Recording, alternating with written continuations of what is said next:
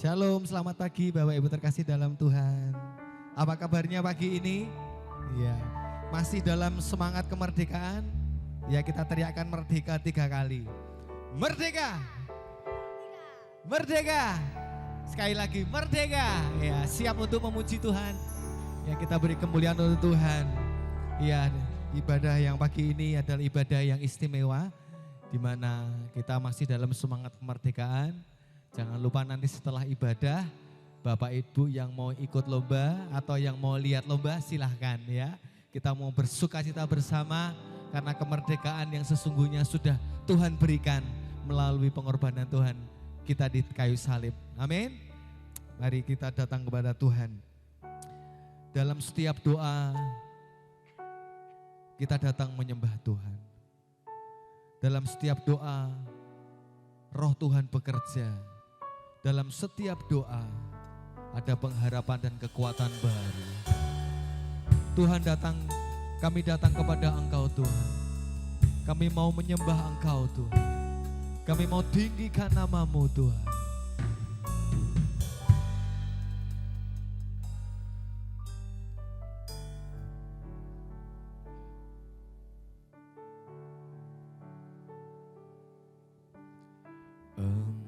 Engkaulah jawaban di setiap doaku saat ku menyembah Roh-Mu bekerja.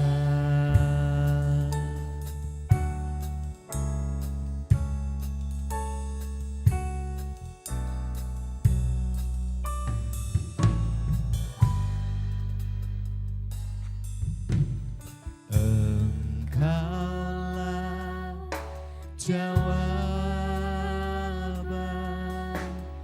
di setiap doaku saat ku menyembah Roh-Mu bekerja. Engkaulah jawaban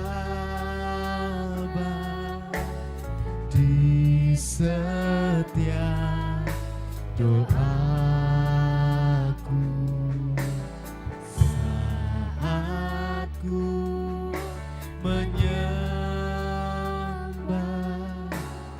Roh-Mu bekerja. Tuhan, ku percaya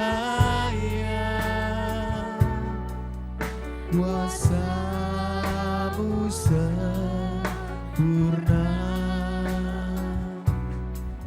saat ku berdoa. Kuasa-Mu bekerja.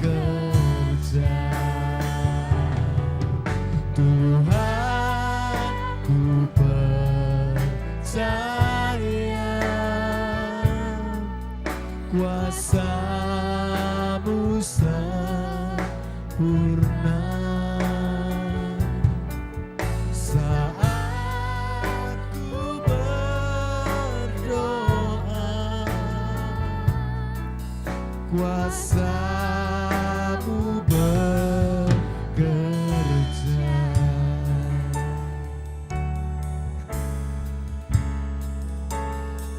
Kami mau menghampiri tahta-Mu Tuhan saat ini.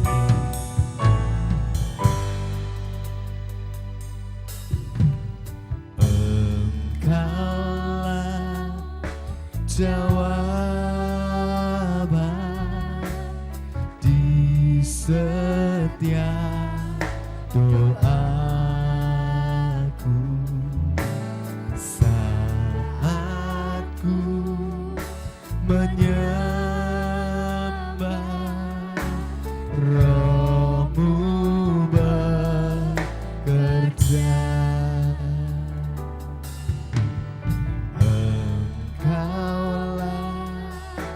jawaban di setiap doa. Saat ku menyembah, Roh-Mu bekerja.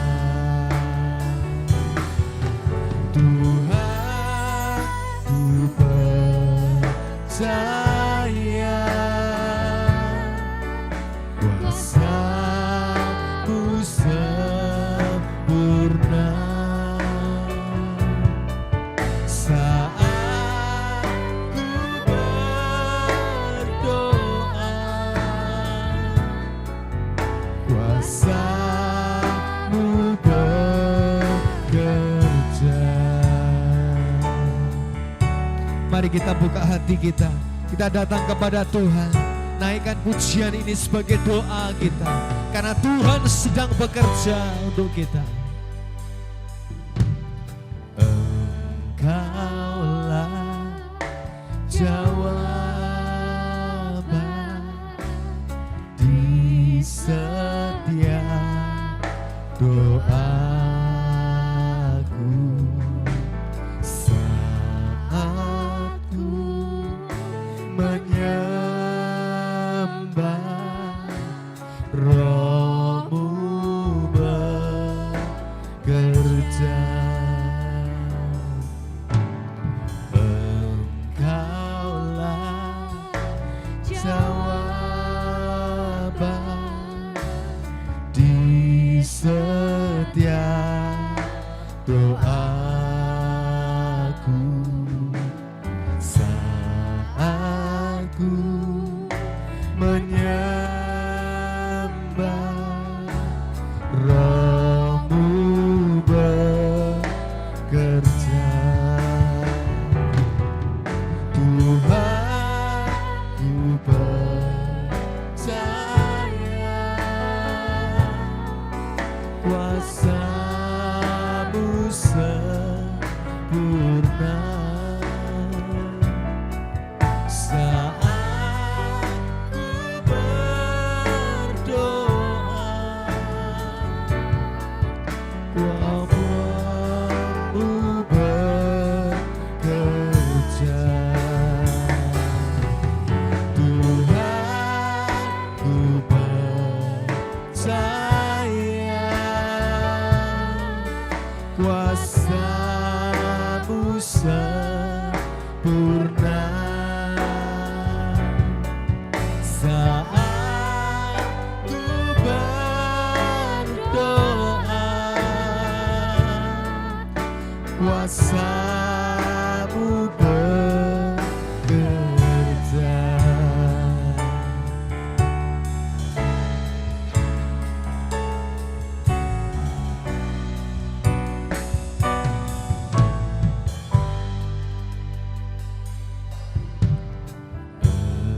Engkaulah jawaban di setiap doaku. Saat ku menyembah, Roh-Mu bekerja. Katakan dengan segenap hati. Engkaulah jawaban di setiap doaku. Saat ku menyembah, Roh-Mu bekerja. Kami percaya Tuhan, ku percaya kuasa-Mu sempurna. Saat ku berdoa, kuasamu bekerja. Tuhan, ku percaya kuasa-Mu sempurna.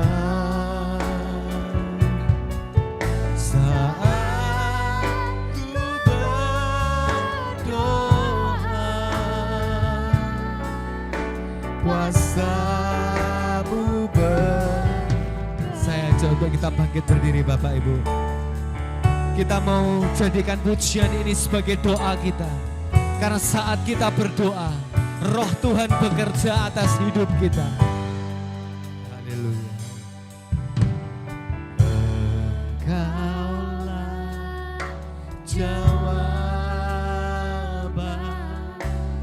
di setiap doaku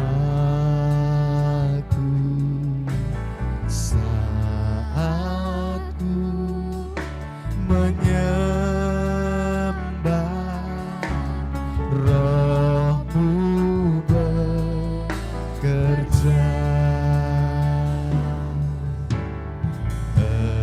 Engkaulah jawab,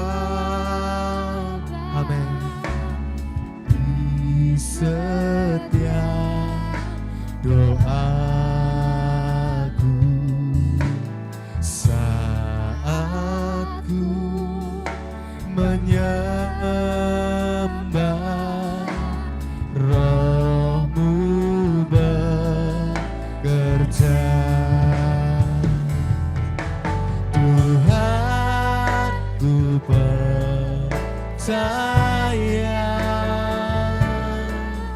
kuasa-Mu sempurna. Saat ku berdoa,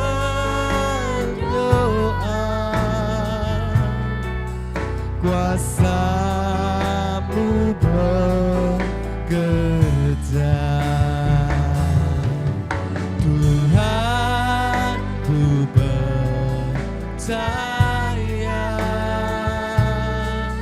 kuasa-Mu sempurna. Saat ku berdoa, kuasa-Mu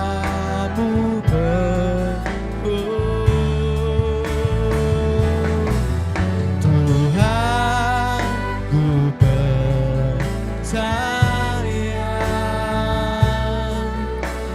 kuasa-Mu sempurna. Saat ku berdoa, kuasa-Mu bekerja.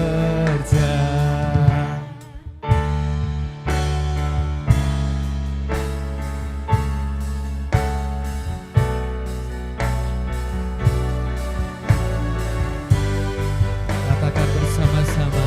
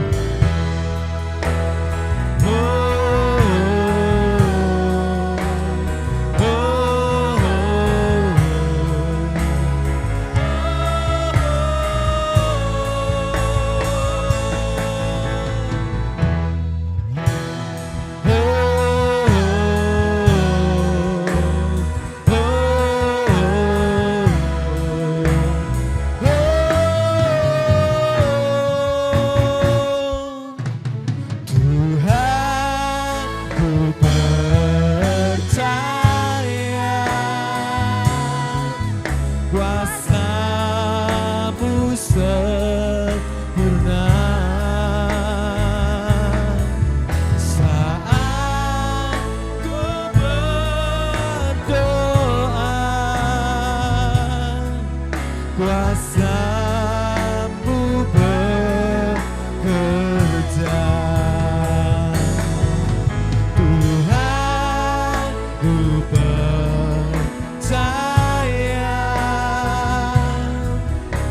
kuasa-Mu sempurna.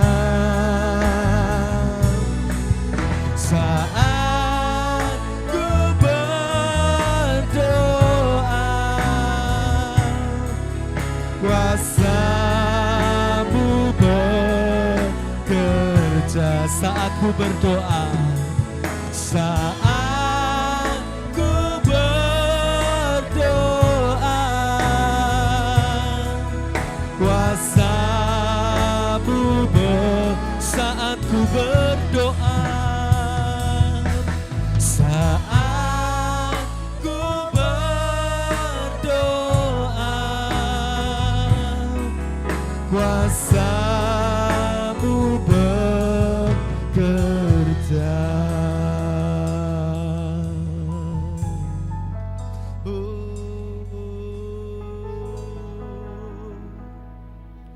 Kami percaya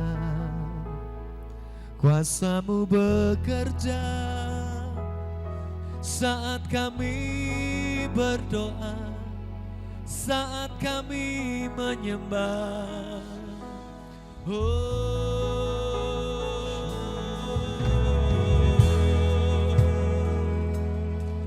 Haleluya, haleluya.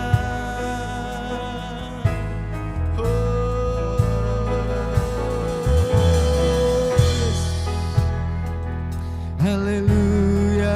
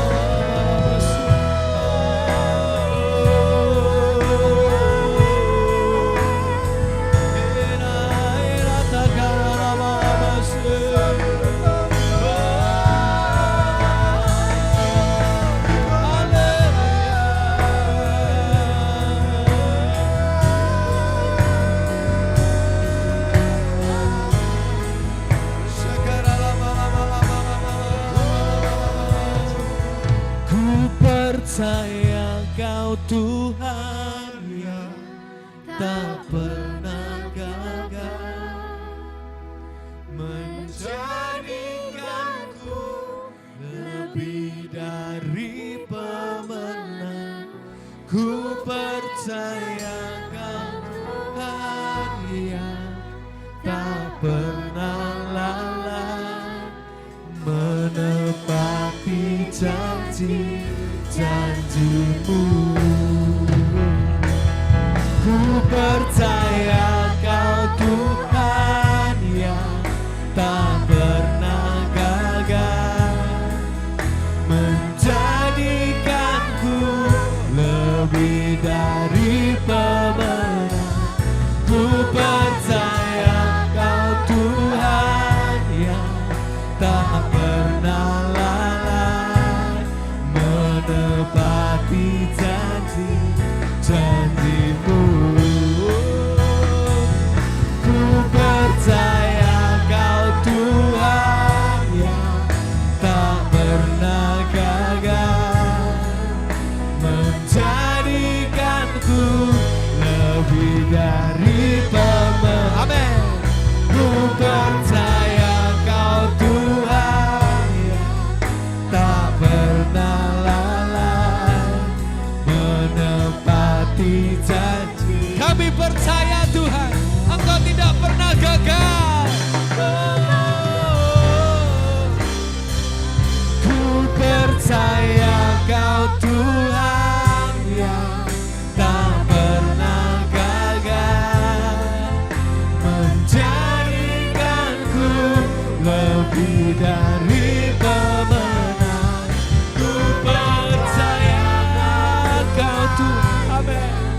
Tak pernah lalai menepati janji-janjimu, menepati janji-janjimu, menepati janji. Beri kemuliaan untuk Tuhan kita. Dia Tuhan yang tidak pernah gagal. Dia Tuhan yang tidak pernah lalai menepati janji-janjinya. Haleluya. Terima kasih Tuhan. Terima kasih untuk pagi ini Tuhan. Kami dikuatkan kembali Tuhan. Dan mengingat lagi Tuhan bahwa Tuhan, Engkau Tuhan yang tidak pernah gagal. Engkau Tuhan yang tidak pernah lalai untuk menepati janji-janjimu atas hidup kami Tuhan. Untuk itu pagi ini Tuhan kami mau pegang lagi Tuhan setiap janji firman-Mu Tuhan dalam hidup kami. Banyak janji yang sudah Kau berikan dalam hidup kami. Dan kami percaya dan imani. Dan banyak janji pula yang akan kami nikmati, akan kami alami dalam hidup kami. Sebagai janji-janji dan sebagai bukti bahwa janji firman-Mu itu ya dan amin Tuhan. Terima kasih Tuhan, terima kasih. Berkaryalah atas jemaat-Mu pagi ini Tuhan. Kami mau bersorak-sorai, kami memuliakan nama-Mu, kami mau tinggikan nama-Mu dengan sorak-sorai bagi hormat kemuliaan nama Tuhan Yesus. Terima kasih Tuhan, terima kasih. Kami siap untuk memuliakan nama-Mu hanya di dalam nama Tuhan Yesus. Haleluya. Yang bersuka cita, yang ingin bersorak-sorai katakan bersama-sama. Amin. Shalom, selamat pagi. Haleluya. Boleh kasih salam kanan kiri, merdeka. Selamat pagi, shalom. Haleluya. Silakan duduk Bapak Ibu terkasih dalam Tuhan. Ya, kita mau puji nama Tuhan.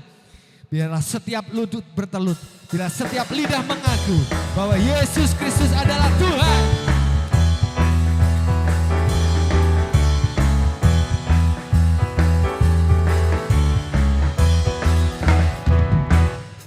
Ku punya visi untuk bangsa ini. Ku punya mimpi untuk negeriku. Satukan hati dan berdoa. Oleh iman bangkitlah negeriku. Ku punya visi untuk bangsa ini. Ku punya mimpi untuk negeriku. Satukan hati dan berdoa. Oleh iman bangkitlah negeriku. Siap lutut bertelut menyembah-Mu. Setiap lidah mengaku Kaulah Tuhan. Bukalah pintu surga, urapi doaku. Lawanlah bangsa dan negeri ini. Mari doa untuk bangsa. Ku punya visi untuk bangsa ini. Ku punya mimpi untuk negeriku. Satukan hati dan berdoa. Oleh iman bangkitlah negeriku. Ku punya visi. Ku punya visi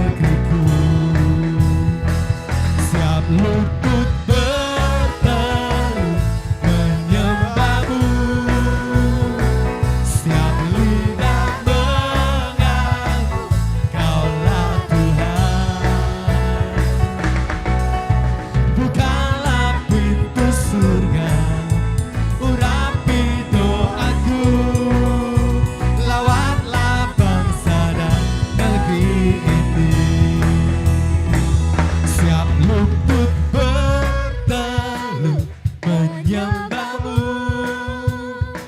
Setiap lidah mengaku Kaulah Tuhan. Bukalah pintu surga, urapi doaku, lawatlah bangsa dan negeri. Setiap lutut bertalu, setiap lutut bertalu menyembahmu. Setiap lidah mengaku Kaulah Tuhan. Bukalah pintu surga, urapi doaku, lawatlah bangsa dan negeri ini. Lawatlah bangsa dan negeri ini. Lawatlah bangsa dan negeri ini. Mari kita bangkit berdiri Bapak Ibu. Haleluya. Yes, haleluya. Haleluya. Siapa yang rindu bangsa kita dilawat Tuhan, angkat tangan. Ya. Siapa yang rindu bangsa kita dijamah Tuhan? Ingat Bapak Ibu, tahun-tahun ke depan adalah tahun-tahun yang tidak mudah. Ya, banyak prediksi yang mengatakan akan sangat sulit. Entah ekonomi, entah apapun, banyak yang tidak pasti. Tapi melalui doa kita, bangsa kita akan diselamatkan oleh Tuhan. Amin. Melalui doa kita, orang-orang yang percaya kepada Tuhan Yesus, bangsa kita akan dijaga oleh Tuhan. Termasuk kita, amin. Termasuk keluarga kita, termasuk rumah tangga kita. Jadi jangan khawatir, ada tangan Tuhan yang memegang bangsa dan hidup kita. Beri kemuliaan untuk Tuhan kita. Mari kita semua umat pilihan Tuhan, lawatlah, dengarkanlah panggilan Tuhan. Haleluya.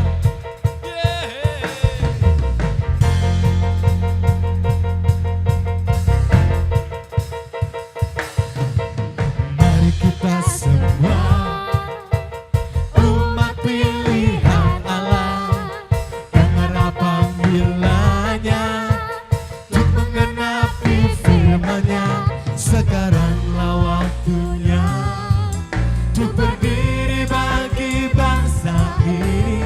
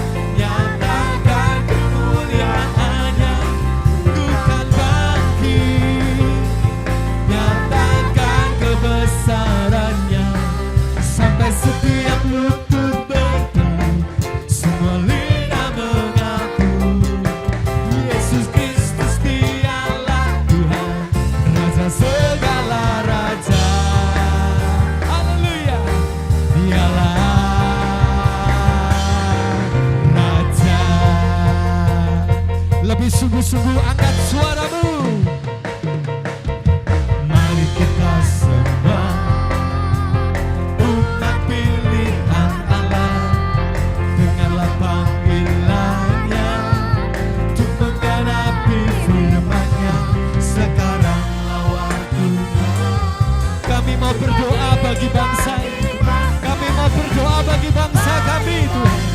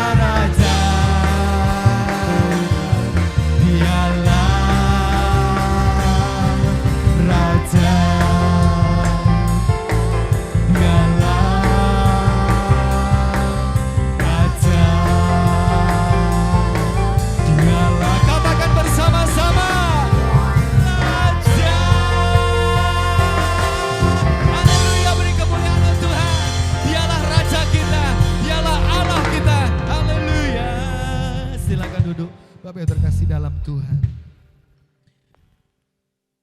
Haleluya Tuhan. Saat ini kamu siapkan hati dan roh kami Tuhan untuk mendengarkan firman-Mu Tuhan. Urapi kami Tuhan. Jadikan kami orang-orang yang mau dididik oleh firman-Mu. Rendahkan kami, hati kami Tuhan. Ajari kami merendahkan hidup dan hati kami Tuhan di hadapan-Mu. Kami mau dengarkan perkataan firman-Mu Tuhan. Karena firman-Mu ialah kehidupan bagi kami. Haleluya Tuhan. Yesuslah Tuhan yang layak ditinggikan, layak disembah oleh suku-suku bangsa. Dengan darah-Mu Kau telah tebus bangsaku. Genapi Tuhan firman-Mu atas negeriku.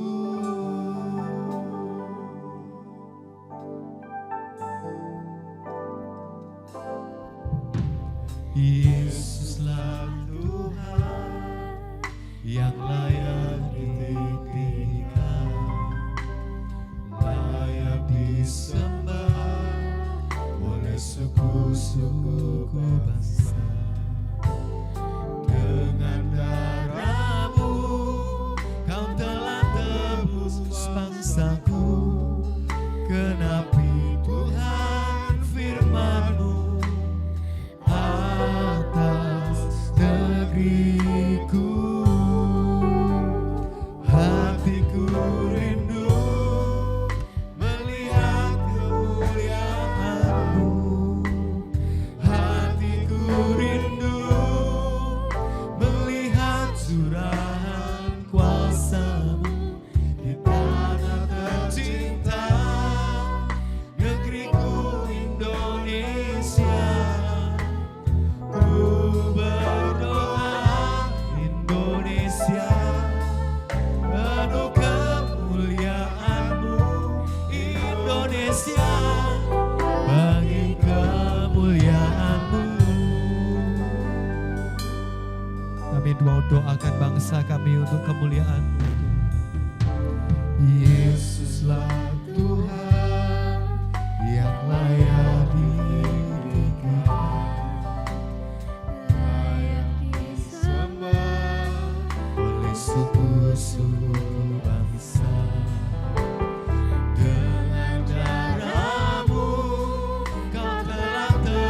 bangsaku, genapi Tuhan firman-Mu atas negeriku. Hatiku rindu melihat kemuliaan-Mu, hatiku rindu melihat curahan kuasa-Mu di tanah tercinta, negeriku Indonesia. Ku berdoa Indonesia, penuh kemuliaan-Mu Indonesia, ya Allahku, ya Allahku, nyatakan kemuliaan-Mu, ya Allahku, nyatakan curahan kuasa-Mu di tanah tercinta, negeriku Indonesia. Ku berdoa Indonesia, penuh kemuliaan-Mu Indonesia, bagi kemuliaan-Mu. Mari kita berdiri bersama-sama. Hatiku rindu melihat kemuliaan-Mu, hatiku rindu melihat curahan kuasa-Mu di tanah tercinta, negeriku Indonesia. Ku berdoa Indonesia, bagi kemuliaan-Mu Indonesia, bagi kemuliaan-Mu Indonesia bagi kemuliaan-Mu. Indonesia, bagi kemuliaan-Mu Indonesia bagi kemuliaan-Mu. Indonesia, bagi kemuliaan-Mu.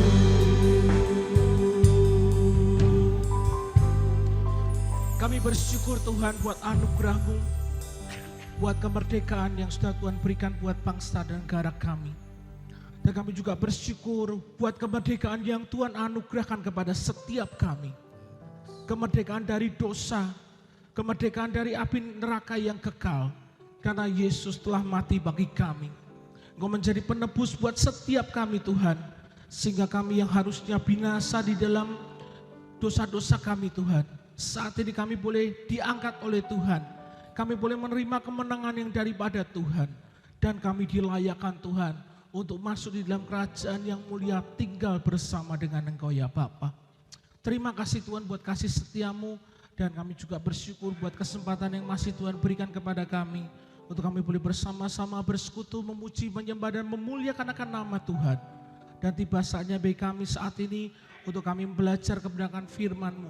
Tuhan karuniakan buat setiap anak-anak-Mu Tuhan, roh hikmat, roh wahyu, roh pengertian yang daripada Tuhan. Untuk kami boleh mengerti dan memahami akan kebenaran firman-Mu Tuhan. Abang berdoa menyerahkan Tuhan buat penyampaian kebenaran firman-Mu dari awal sampai pada akhirnya ke dalam berkat dan penyertaan tangan-Mu saja.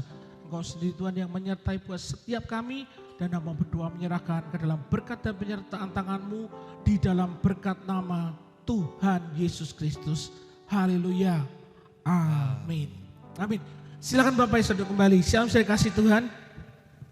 Kembali kita bertemu dalam kasih Tuhan kita Yesus Kristus. Kita bersyukur buat kasih Tuhan yang begitu besar yang Tuhan anugerahkan dalam kehidupan kita semua. Hari ini kita akan bersama-sama membahasakan sebuah tema firman Tuhan, yaitu mengenai kedewasaan di dalam berkomunitas. Ya, masih di dalam tema bulanan kita mengenai kedewasaan di dalam kemenangan yang Tuhan berikan kepada kita. Dan hari ini kita akan bersama-sama membahas mengenai kedewasaan dalam berkomunitas. Bapak yang dikasih Tuhan, seorang filsuf Romawi namanya Lucius Anneus dan Seneca pernah berkata homo homini socius. Apa arti dari homo homini socius? Itu memiliki arti manusia adalah makhluk sosial. Jadi Seneca berkata manusia ciptaan Tuhan ini adalah makhluk sosial. Apa yang dimaksud dengan makhluk manusia itu adalah makhluk sosial? Artinya adalah di mana tidak ada seorang pun manusia yang dapat bertahan hidup sendirian tanpa keberadaan orang lain yang ada di sekitarnya. Jadi dimanapun juga kita berada, kita akan melihat ada sekelompok orang yang membentuk komunitas itu sebagai sarana pergaulannya dalam kehidupannya sehari-hari. Ya, ada banyak orang-orang yang punya kelompok-kelompok di dalam kehidupannya dan itu menjadi komunitas di dalam kehidupannya dan itu akan membentuk dalam pergaulannya sehari-hari. Kalau kita ingat di dalam kitab Kejadian, saat Tuhan menciptakan Adam, ya manusia pertama itu yang diciptakan Tuhan itu namanya Adam. Dan ketika Adam diciptakan Tuhan, manusia pun ketika diciptakan Tuhan tidak dibiarkan seorang diri. Ya kita lihat Kejadian 2 ayat 18 berkata, Tuhan Allah berfirman, tidak baik kalau manusia itu seorang diri saja. Aku akan menjadikan penolong baginya yang sepadan dengan dia. Ya Tuhan berkata bahwa manusia itu kalau seorang diri saja tidak baik. Ya pada waktu itu Adam yang pertama kali diciptakan Tuhan. Dan Tuhan berkata, aku mau memberikan buat Adam seorang penolong yang sepadan. Ya, artinya apa? Sepadan itu seimbang atau setara.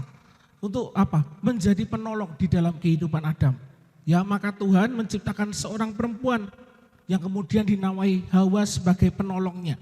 Sehingga mereka dapat bereproduksi dan memenuhi muka bumi ini dengan komunitas manusia ciptaan Tuhan. Ya Tuhan berkata, beranak cuculah dan penuhilah bumi ini. Dan itulah yang dilakukan oleh Adam dan Hawa sebagai manusia ciptaan yang pertama yang diciptakan oleh Tuhan di atas muka bumi ini. Bapak yang dikasihi Tuhan, sejak lahir manusia itu akan tinggal di dalam satu komunitas tertentu. Ya tentunya dimulai dari komunitas yang paling kecil, yaitu adalah keluarganya. Ya komunitas yang paling kecil itu namanya keluarga. Ya ada ayah, ada ibu, mungkin ada kakek, nenek, lalu saudara-saudaranya yang lain. Setelah itu komunitas itu akan berkembang lebih besar lagi, yaitu mungkin dengan tetangganya, dengan teman, dengan sahabat. Dan ketika nanti mereka sudah mulai masuk di dalam studi mereka, ada lingkungan sekolah yang menjadi tempat komunitas mereka sehari-hari. Ada yang ketika bekerja, mereka punya komunitas tempat kerja. Ada juga komunitas yang didasarkan kepada kesamaan kesenangan atau hobi. Dan juga komunitas yang lain dan sebagainya. Namun seiring dengan pertambahan usia dan juga kebutuhan, kita tentunya dapat memilih. Ya untuk menentukan komunitas mana yang paling tepat bagi kita untuk kita berada di dalamnya. Ya jadi tidak semua komunitas kita ikuti. Kita seiring dengan pertambahan usia kita, seiring dengan kebutuhan yang kita perlukan di dalam kehidupan kita, kita mulai memilih komunitas-komunitas mana yang mau kita ikuti atau komunitas-komunitas mana yang akan kita tinggalkan. Bapak saya kasih, komunitas menjadi satu hal yang sangat penting di dalam kehidupan kita. Ya, seorang bijak pernah berkata seperti ini. Tunjukkan kepada saya siapa sahabat-sahabatmu dan aku akan menunjukkan masa depanmu. Ya tunjukkan kepada saya siapa sahabatmu dan aku akan menunjukkan kepadamu masa depanmu. Suatu ketika ada seorang pencari kayu bakar menemukan sebutir telur burung raja wali di tengah hutan. Ya karena dia melihat di sekitar situ ternyata tidak ada sarang burung raja wali. Akhirnya dia bawa telur burung raja wali itu pulang ke rumah. Dan sesampainya di rumah, telur burung raja wali itu diletakkan bersama-sama dengan telur ayam yang sedang dierami oleh induknya. Ditaruh di satu tempat di sana. Ya sehingga akhirnya telur raja wali tadi ikut dierami bersama dengan telur-telur ayam yang sedang dierami oleh induknya. Dan ketika menetas, Raja Wali itu mengira dirinya itu adalah anak ayam. Ya, karena teman-temannya semua kan anak ayam. Dan dia tidak bisa melihat dirinya itu sebagai seorang anak Raja Wali. Jadi dia merasa dirinya itu seorang anak ayam. Dan dia pun tumbuh bersama dengan anak-anak ayam yang lainnya. Kemudian induk ayam itu mengajari semua anaknya, termasuk si anak burung Raja Wali ini, untuk apa? Untuk mencari makan. Ya, untuk mencari cacing dengan cara mengais-ngais tanah dengan cakarnya. Ya, jadi anak Raja Wali ini mengikuti cara hidup anak-anak ayam yang lainnya. Ya. Jadi induk ayam mengajari mereka bagaimana cara mencari makan. Ya, tanah itu dikorek-korek begitu dengan cakar yang mereka miliki dan mereka bisa mendapatkan makanan dari sana. Dan induk ayam juga mengajari satu hal kepada mereka, kepada anak-anak ayam itu, bahwa sekalipun mereka punya sayap, mereka tidak dapat terbang. Ya, Anda kan tidak pernah lihat ya, ada ayam terbang di angkasa. Ya, ayam itu bisa terbang tapi tidak terlalu tinggi. Tapi kalau suruh terbang tinggi tidak bisa, meskipun ayam juga punya sayap. Ya, jadi tidak semua yang punya sayap itu bisa terbang. Ya, itu yang ditekankan kepada anak-anak ayam itu. Jadi anak burung Raja Wali ini dia tumbuh menjadi seperti seekor ayam, sama seperti saudara-saudaranya yang lain, saudara-saudara angkatnya yang lain. Nah, suatu ketika mereka sedang mencari makan bersama-sama, tiba-tiba sang anak Raja Wali ini melihat ke angkasa. Di sana dia melihat ada seorang burung yang besar, yang gagah perkasa, sedang terbang di angkasa yang sangat luas. Ya, dia lihat ke atas, wah kok ada burung yang besar, dia terbang luar biasa di angkasa itu. Lalu si Raja Wali muda ini dia berkata kepada saudara-saudaranya yang lain, lihat itu di atas, di sana ada seorang burung yang besar yang sangat indah. Andaikan saja saya bisa terbang seperti burung yang ada di atas itu. Si anak Raja Wali itu berkata seperti itu. Tetapi saudara-saudaranya yang lain, ayam-ayam yang lain kemudian berkata kepada anak Raja Wali itu, hei, jangan mimpi, kamu itu hanya ayam, burung yang kamu lihat itu burung Raja Wali.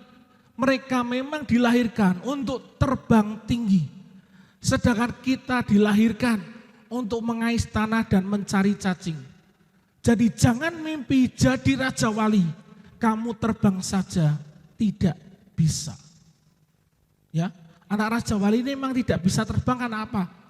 Induk ayam tidak pernah mengajarkan anak-anaknya untuk terbang.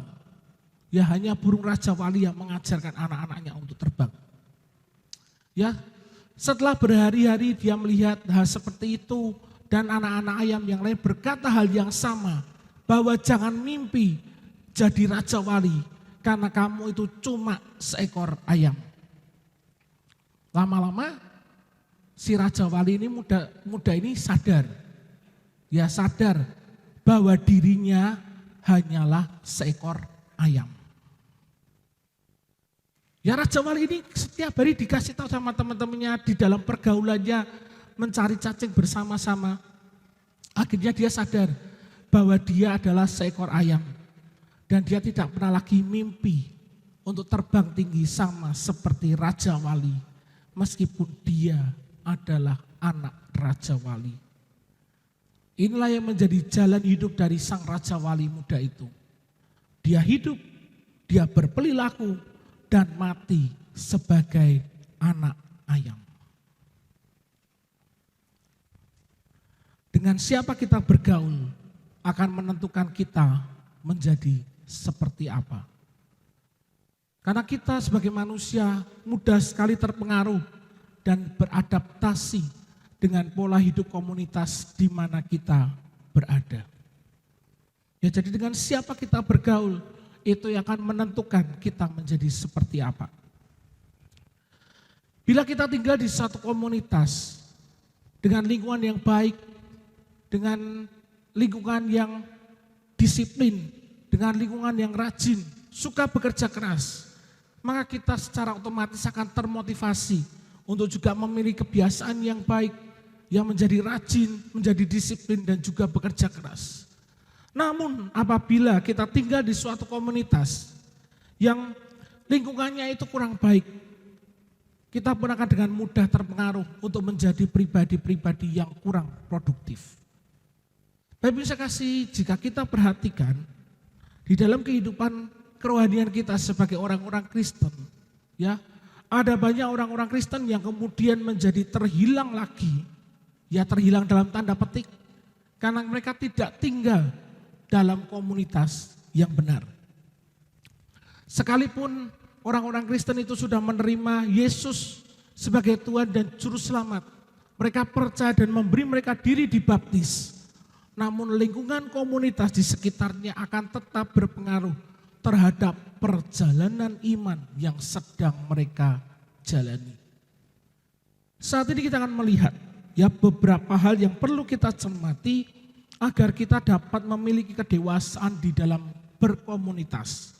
Agar kita tidak menjadi orang Kristen yang terhilang. Ya, untuk kita boleh benar-benar memilih komunitas yang baik buat diri kita semua. Hal yang pertama, hal yang perlu kita cermati agar kita boleh memilih kedewasaan di dalam berkomunitas, yang pertama adalah memilih komunitas yang baik. 1 Korintus 15 ayat ke-33 berkata, "Janganlah kamu sesat, pergaulan yang buruk merusakkan kebiasaan yang baik." Korintus berkata, "Janganlah kamu sesat, pergaulan yang buruk merusakkan kebiasaan yang baik."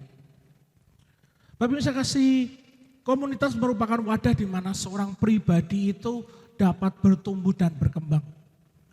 Oleh karenanya, komunitas yang baik akan menjadikan seseorang dapat bertumbuh dan saling membangun.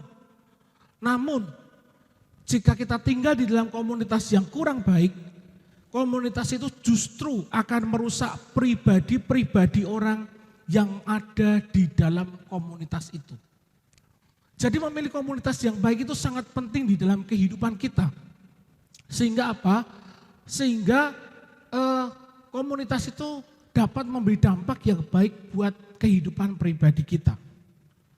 Kisah tentang pentingnya komunitas rohani yang bertumbuh dan saling membangun ini dapat ditemukan di dalam kitab Kisah Para Rasul. Ya, dapat juga dalam kisah-kisah lain di dalam Alkitab, di mana banyak pengikut Tuhan Yesus mereka belajar dan tumbuh dalam iman mereka melalui pertumbuhan di dalam satu komunitas rohani.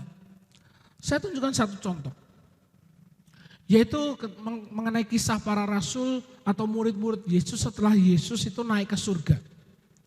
Setelah Yesus naik ke surga, para rasul atau para murid terus berkumpul bersama dalam doa, persekutuan dan juga pengajaran. Mereka saling memperkuat dan membangun satu dengan yang lain dalam iman mereka melalui komunitas rohani yang kuat. Sehingga pada akhirnya Injil Tuhan itu bisa menyebar ke seluruh dunia. Dan itu dimulai dari satu komunitas rohani di mana para murid-murid itu mereka berkumpul, mereka bersatu dalam satu komunitas, mereka berdoa bersama-sama, mereka bersekutu bersama-sama dan juga menerima pengajaran yang baik di dalam komunitas mereka. Oleh karena itu, Bapak Ibu saya kasih, di dalam hidup kita memilih komunitas rohani yang juga sangat penting untuk pertumbuhan iman kita. Komunitas rohani memiliki peranan yang sangat penting juga di dalam pertumbuhan iman kita. Ketika kita berkumpul dengan orang-orang yang memiliki keyakinan yang sama, kita boleh berbagi pengalaman. Kita dapat belajar, kita dapat bertumbuh dalam iman kita. Selain itu kita juga dapat saling memperkuat dalam memberi dukungan dan juga dalam menghadapi tantangan dan juga kesulitan di dalam hidup ini. Jadi selain hal-hal tersebut untuk kita boleh punya keyakinan yang sama, untuk kita berbagi pengalaman, belajar dan bertumbuh dalam iman kita, dengan berkomunitas karakter kita menjadi dibentuk untuk menjadi semakin baik dan juga semakin dewasa. Dalam komunitas yang baik, karakter kita menjadi karakter yang dibentuk. Kita dapat belajar untuk menerima perbedaan, kita belajar untuk mengatasi konflik, tidak mementingkan diri sendiri dan juga bertanggung jawab. Bahkan ada satu hal yang luar biasa ketika kita punya komunitas rohani yang baik, selain karakter kita dibentuk menjadi lebih baik, tidak jarang di dalam komunitas yang baik kita dapat menemukan atau mempertajam talenta-talenta yang kita miliki. Ya karena apa? Di dalam komunitas yang baik mereka saling membangun, mereka saling mendorong satu dengan yang lainnya. Mereka tidak ingin saling menjatuhkan teman-temannya, mereka justru ingin mengangkat teman-temannya untuk kita boleh maju bersama-sama. Perlu kita pahami bahwa Tuhan tidak pernah menciptakan kita dengan kemampuan untuk menjalani hidup secara sendirian atau single fighter. Tuhan tidak pernah menciptakan kita dan punya kemampuan untuk hidup sendirian. Oleh karena itu, sebagai orang percaya, kita juga memerlukan sebuah komunitas untuk kita bisa berubah, bertumbuh, dan juga saling mengasihi. Oleh karena itu komunitas rohani yang baik itu menjadi penting di dalam kehidupan kita. Tidak semua komunitas yang ada di dalam kehidupan kita atau di lingkungan kita harus kita ikuti. Kita harus memilih mana komunitas yang baik buat pribadi kita masing-masing. Dan komunitas rohani memampukan kita untuk bisa terkoneksi dengan orang-orang percaya lain yang juga mengasihi Tuhan. Dan kasih inilah yang berkuasa untuk menyatukan kita dan juga untuk membantu kita, untuk kita boleh saling menguatkan dan saling membangun dan juga saling menerima. Satu ayat di dalam Pengkhotbah 4, ayat ke-9 sampai yang ke-10.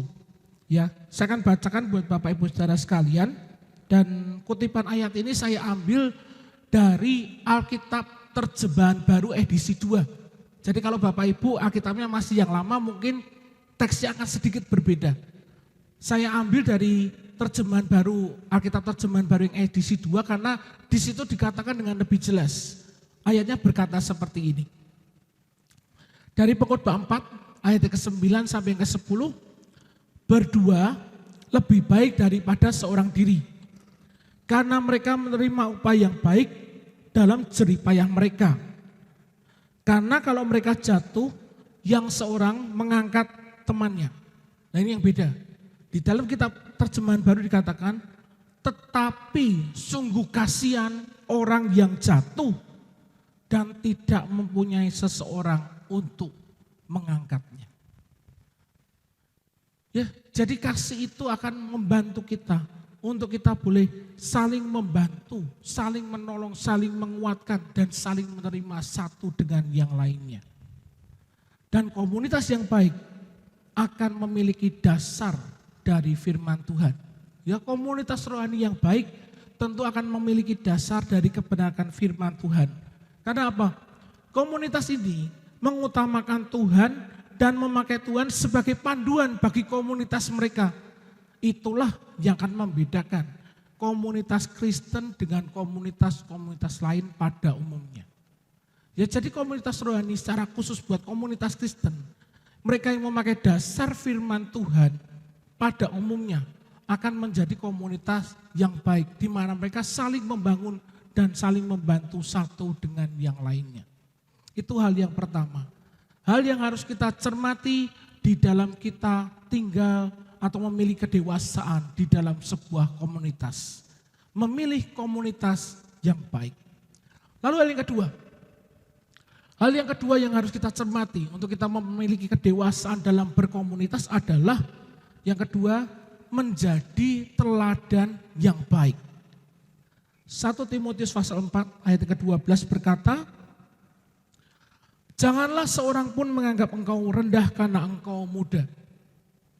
Jadilah teladan bagi orang-orang percaya dalam perkataanmu, dalam tingkah lakumu, dalam kasihmu, dalam kesetiaanmu, dan dalam kesucianmu.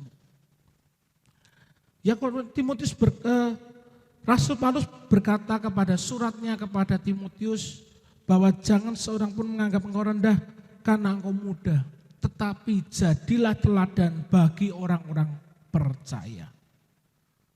Alkitab dengan sangat tegas menunjukkan bahwa kita semua sebagai anak-anak Tuhan diminta untuk tampil sebagai teladan-teladan dalam banyak hal. Mulai dari perkataan kita, perbuatan kita, hingga iman kita kepada Tuhan. Dalam surat Timotius tadi Rasul Paulus memberikan nasihat kepada anak didiknya yaitu Timotius supaya ia bisa menjadi teladan yang baik. Untuk dapat sungguh-sungguh melayani jemaat, memperhatikan akan tata krama etika dan juga sopan santun. Agar Timotius juga melayani mereka sesuai dengan talenta yang sudah diterima untuk digunakan dalam pelayanannya kepada jemaat Tuhan. Bapak Ibu sekalian, ada sebuah pepatah yang berkata, satu keteladanan lebih baik dan bermakna daripada sejuta nasihat. Satu keteladanan lebih baik dan bermakna daripada sejuta nasihat. Apa yang dimaksudkan dengan pepatah ini? Artinya, satu teladan yang baik, baik dalam perkataan, sifat, maupun perbuatan kita, yang dapat ditiru ataupun dicontoh, itu akan lebih baik, bermakna atau lebih baik daripada beragam nasihat yang tidak dapat dilihat dengan jelas.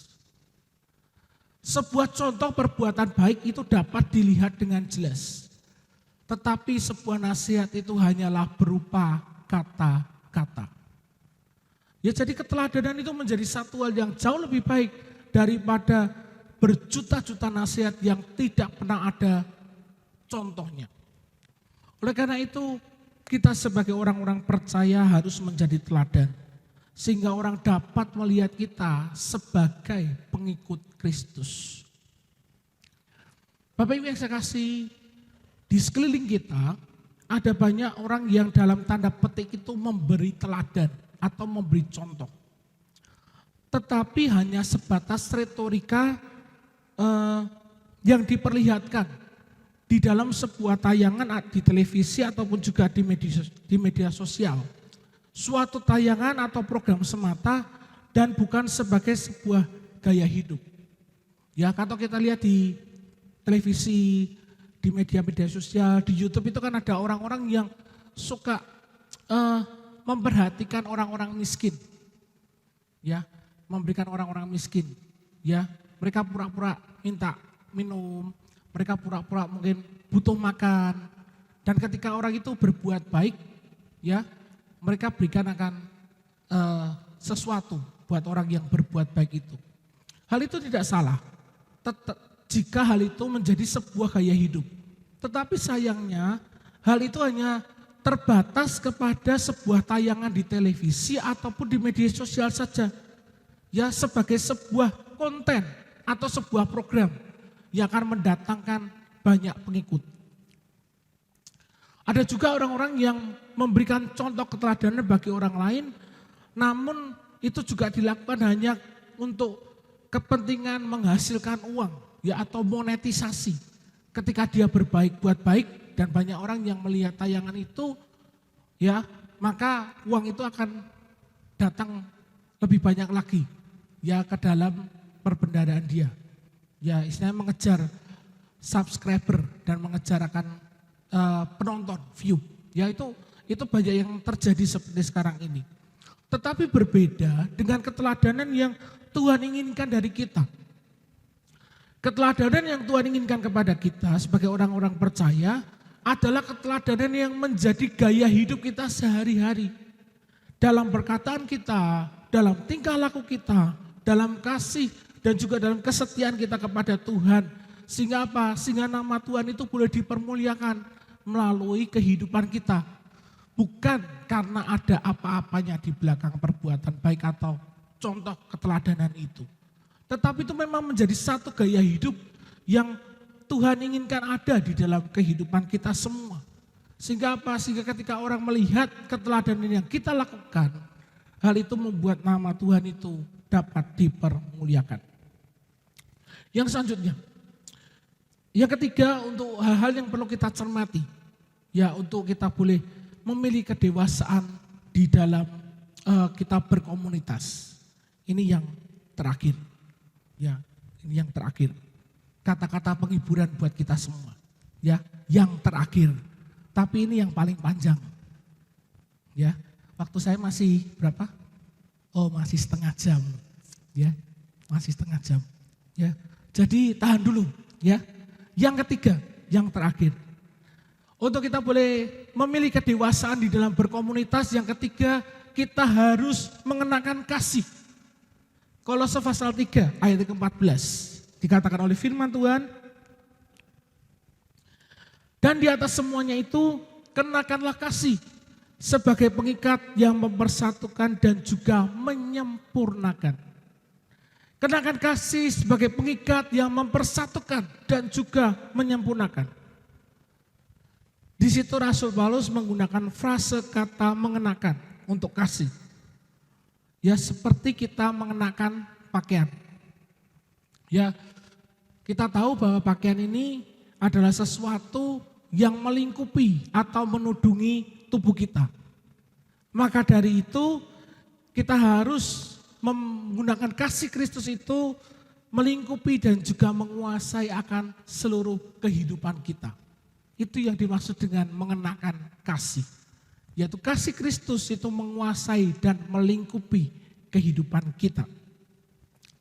Selain itu, pakaian juga menunjukkan identitas kita di hadapan orang lain.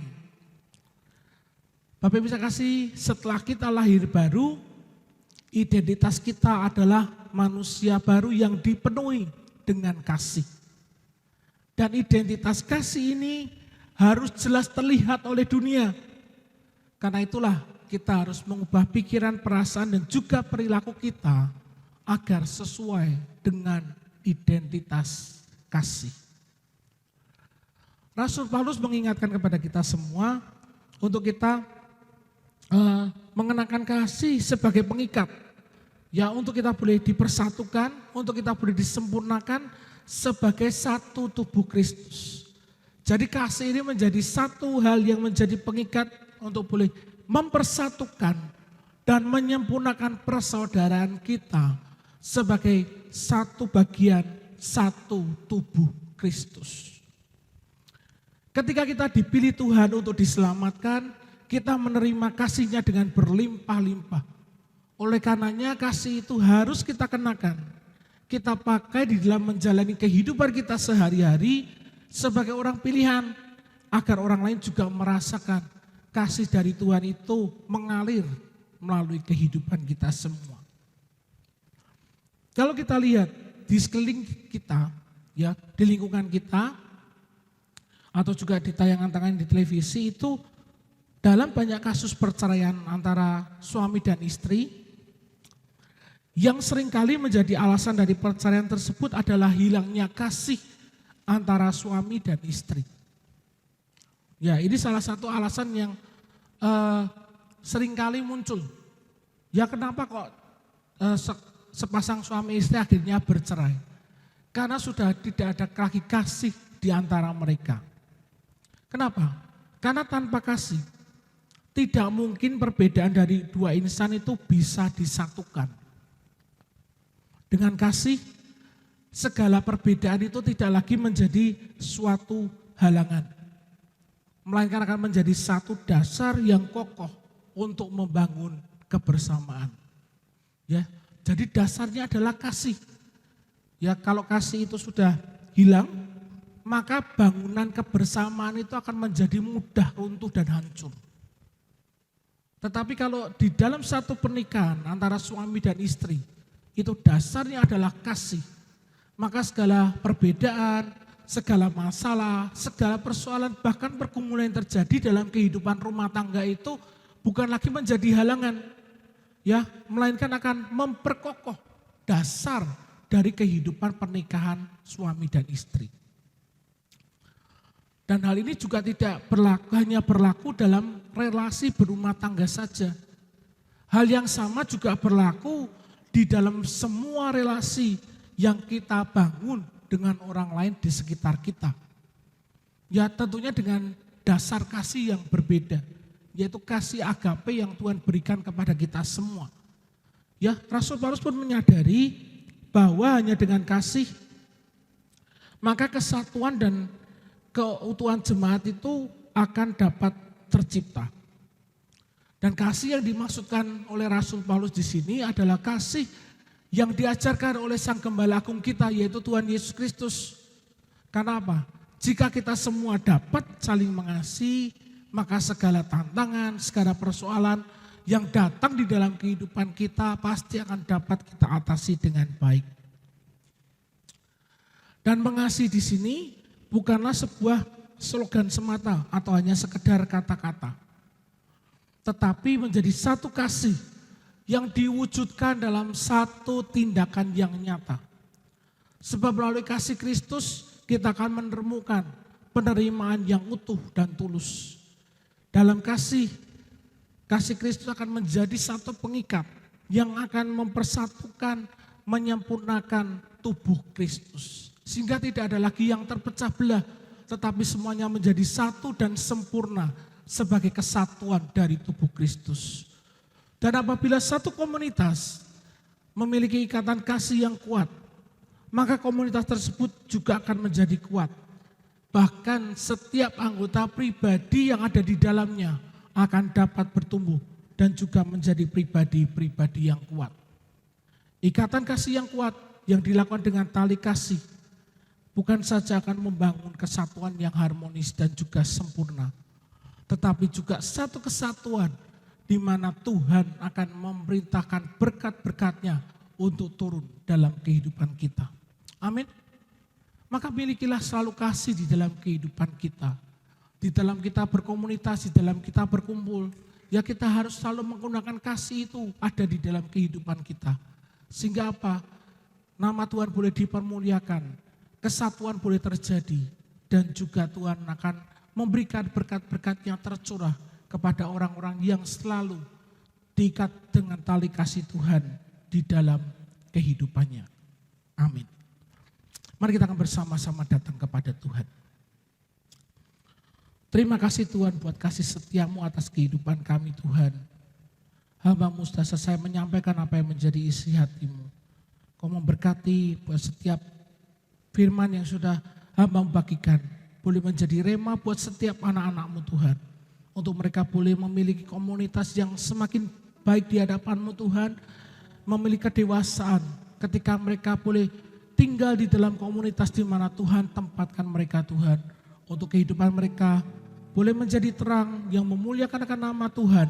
Dan juga boleh membagikan kasih yang sudah mereka terima dalam kehidupan mereka.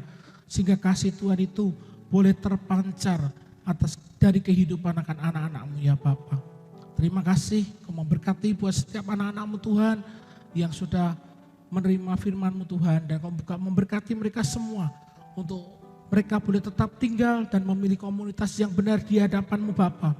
Sehingga mereka boleh dipakai Tuhan menjadi alat untuk kemuliaan dan kebesaran akan nama-Mu saja. Kami mengucap syukur dan berterima kasih untuk berkat-Mu Bapa. Di dalam berkat nama Tuhan Yesus Kristus kami sudah berdoa. Amin.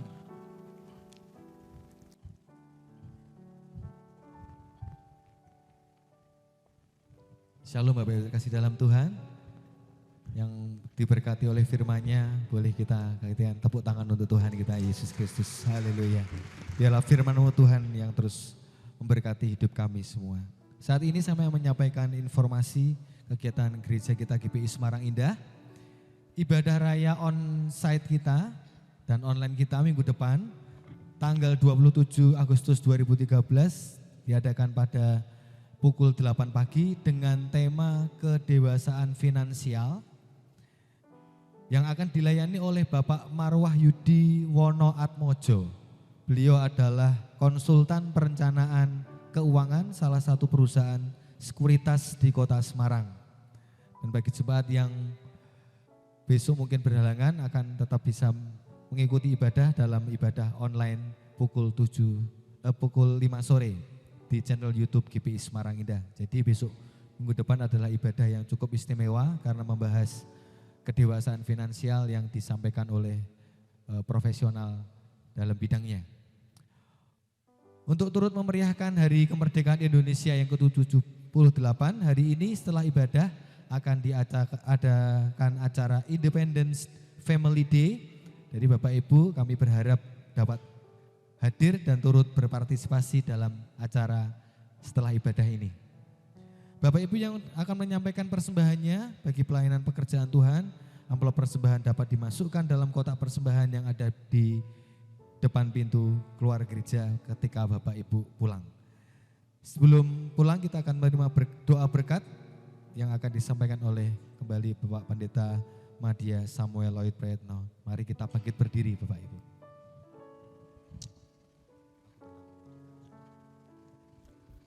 Mari kita mau berdoa bersama-sama. Sungguh Tuhan kami bersyukur buat hari yang indah yang Tuhan berikan kepada kami Tuhan. Ketika kami boleh mengingat akan berkat-Mu secara khusus buat bangsa dan negara kami Tuhan. Buat kemerdekaan yang sudah Tuhan berikan 78 tahun yang lalu Tuhan. Dan kami berdoa biarlah Tuhan juga terus akan memberkati bangsa dan negara Indonesia. Di masa-masa yang akan datang untuk bangsa Indonesia boleh semakin berkembang, semakin maju Tuhan. Dan diberkati oleh Tuhan secara luar biasa. Kami juga berdoa menyerahkan Tuhan buat rencana pemilu presiden yang akan diadakan Tuhan tahun depan. Kau juga menyertai dan memberikan akan kedamaian, keamanan, kesejahteraan Tuhan dan ketenangan buat bangsa dan negara kami. Sehingga bangsa dan negara kami boleh mendapatkan seorang pemimpin atau presiden yang baru Tuhan yang sesuai dengan kehendak-Mu saja. Kami bersyukur dan berterima kasih buat kebaikan Tuhan atas kehidupan kami semua. Bapak yang dikasihi Tuhan pada ibadah hari ini, mari angkatlah kedua tanganmu kepada Tuhan. Pulanglah dan terimakan berkat dari Tuhan kita Yesus Kristus. Diberkatilah engkau dengan kesehatan yang baik. Diberkatilah keluarga dan rumah tanggamu. Diberkatilah usaha dan pekerjaanmu. Dan diberkatilah segala hasil pekerjaan tanganmu. Karena Tuhan yang menyertai engkau. Tuhan akan memberkati dan melindungi engkau. Tuhan menyerahkan wajahnya dan memberikan kepadamu kasih karunia-Nya. Tuhan menyerahkan wajahnya kepadamu dan akan memberikan kepadamu damai sejahtera. Mulai saat ini sampai Maranatha, Yesus datang untuk kali yang kedua. Mari kita semua yang percaya terima berkat Tuhan, katakan dengan iman bersama-sama. Amin.